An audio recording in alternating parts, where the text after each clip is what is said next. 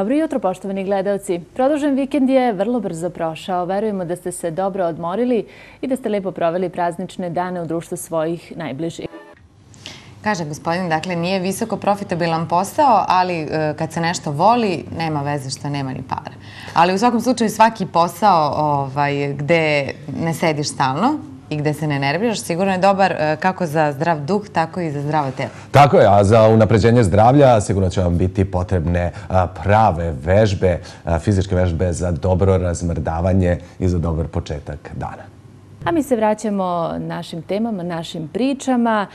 Vodeći stručnjaci, znate, već puno puta smo ponavljali i zaista se toga treba pridržavati, biti uvek i stalno aktivniji i naročito je bitno da je to na početku svakog jutra. Mi naravno mislimo na vaše zdravlje i načinili smo izbor vežbi za ovo jutro. Pogledajte i vežbajte naravno.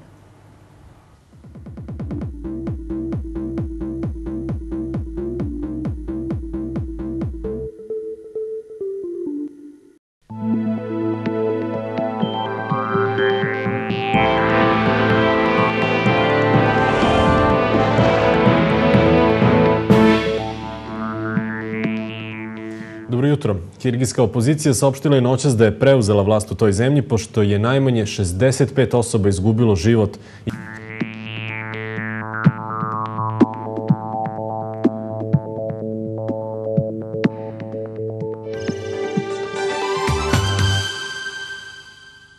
Nakon svežeg jutra, danas toplije vreme sa dužim sunčanim periodima.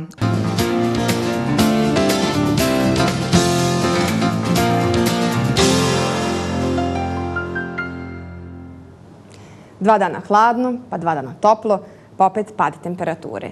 To bi bila ukratko ovonedeljna prognoza. Zbog toga će se vrijeme poboljšati danas i sutra. Temperatura raste u oblasti Panonske nizije, centralne Evrope i Balkana, a najtoplije će biti na jugu Španije i Portugala.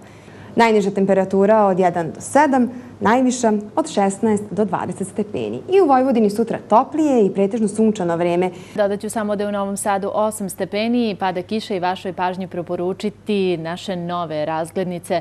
Pored novog koncepta emisije, drugačije opremljenog studija, voditeljski par daće vam sve potrebne informacije iz cijele pokrajine. Razglednice su na našem programu u 18 sati, a jutarnji program već sutra u 6:30. Prijetan dan!